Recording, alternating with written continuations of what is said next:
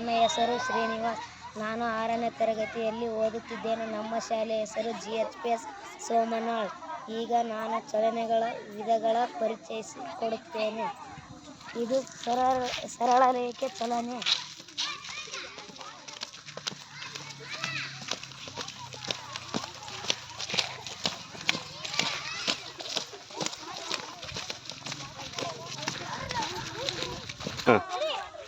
ಇದು ವೃತ್ತೀಯ ಚಲನೆ.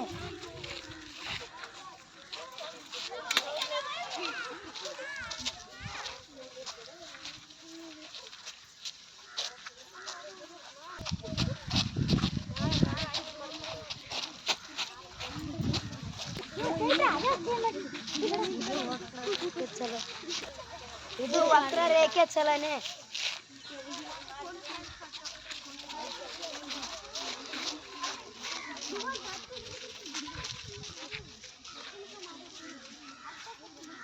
ಇದು ಆವರ್ತ ಚಲನೆ.